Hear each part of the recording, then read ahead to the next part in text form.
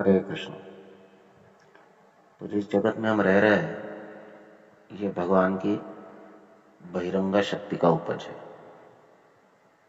भगवान कहते हैं भिन्न प्रकृति रष्टना, ये अलग प्रकृति है। भिन्न प्रकृति का अर्थ है उनकी जो अपनी प्रकृति है, जो परा प्रकृति है, उससे भिन्न ये भौतिक प्रकृति है। और ये भिन्न प्रकृति जो है ये भगवान के बहिरंग शक्ति के अंतर्गत होती है। भगवान का अपना धाम ये भगवान के अंतरंग शक्ति के अंतर्गत है।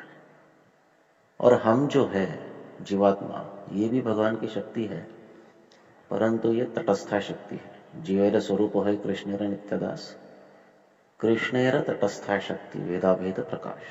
तो हम भगवान की तटस्था शक्ति। तटस्था शक्ति का अर्थ क्या होता है? तटस्था शक्ति का अर्थ होता है कि वो कभी अंतरंगा शक्ति के अंतर्गत होता है तो कभी बहिरंगा शक्ति के अंतर्गत होता है। ये कहते हैं तटस्था शक्ति, ये तट पर होता है। अब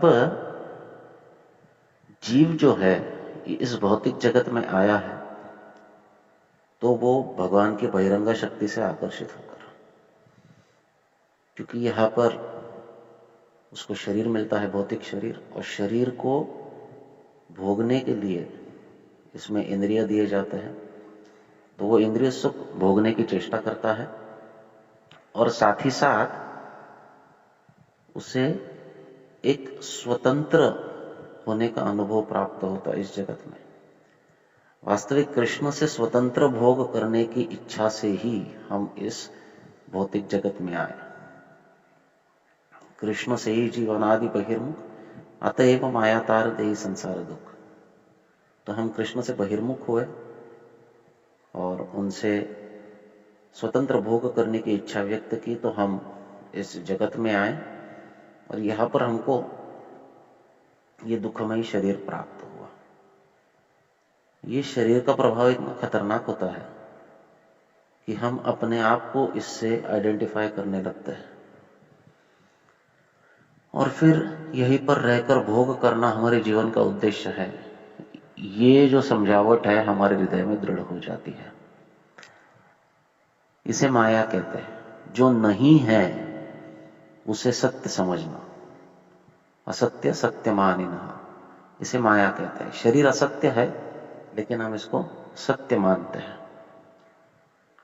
अब ये माया जो है ये भी भगवान की शक्ति है। दैवी ऐसा गुणमयी मम माया दुरत्य, ये दुरत्य है। इसको पार करना या इससे बचना अत्यंत मुश्किल है, लेकिन भगवान एक सोल्यूशन भी बताते हैं। वो कहते हैं मामेव ये प्रपद्यन्ते माया में ताम तरन्ति। जो मुझे शरणागत होगा वो माया से तर पाएगा। अब भगवान की शरणागति का अर्थ क्या है?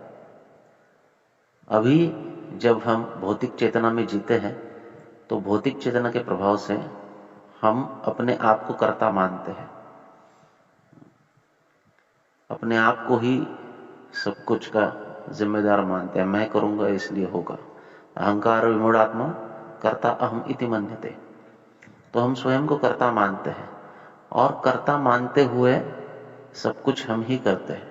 वास्तविक कर्ता हम नहीं है, लेकिन माया के प्रभाव से हम स्वयं को कर्ता मानते हैं। तो ये माया हमसे कृष्ण के प्रतिकूल कार्य कराती है, कृष्ण इतर कार्य कराती है, और इसलिए माया वास्तविक देखा जाए तो हमें दंडित कर रही है। चैतन्यचरितामृत में भगवान कहते हैं कि देहि संसार दुख, ये हमको इस संसार का दुख दे रही है और संसार में सुखी रहने की अपेक्षा से हम जीवन जी रहे हैं। तो ये पूरा जो है ये बहुत बड़ा विरोधाभास है। अब माया से जब तक हम मुक्त नहीं होंगे तब तक हम भगवान के धाम को प्राप्त नहीं कर सकते।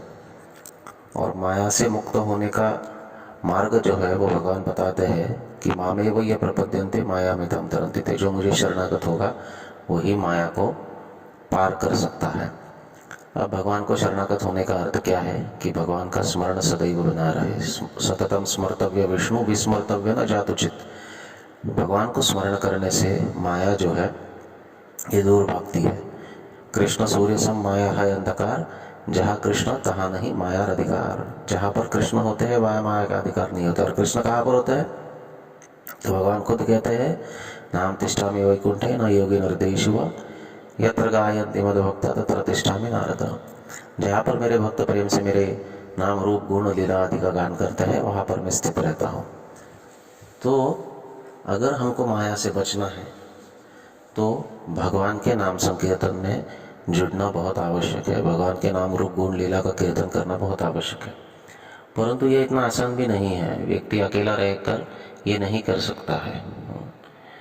तो ठाकुर भक्तिनोद कहते हैं, एकाकी हमारा ना पाए बोले हरिनाम संकीर्तन है। मैं अकेला नाम संकीर्तन नहीं कर सकता हूँ। तो अकेला नहीं कर सकता हूँ तो क्या करना चाहिए? ओ हे वैष्णव ठाकुर दया रसा कर। हे वैष्णव ठाकुर, आप दया के सागर हो, मैं आपके चरणों में शरणागत हुआ हूँ, कृपा करे मुझ पर। एकाकी हमारा न पाए बोलो हरिनाम संकीर्तन है।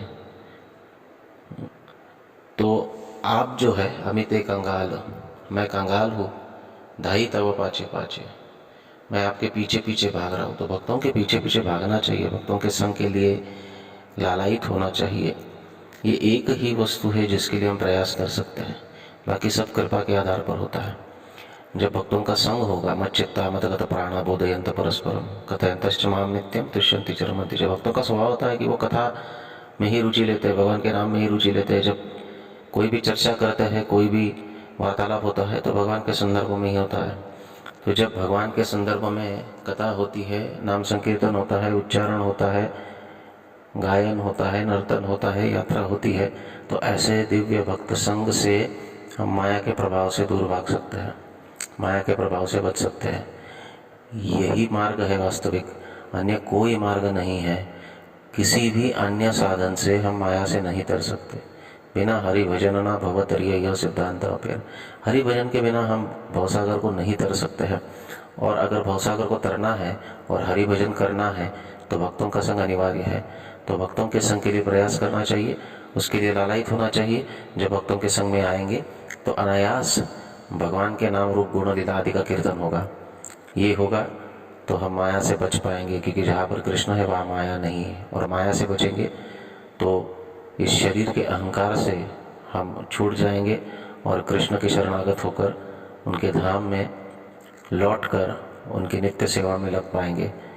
यही भक्ति की श्रेष्ठता है, यही भक्ति का साध्य है। और इसलिए भक्ति एक सर्वोत्तम साधन है।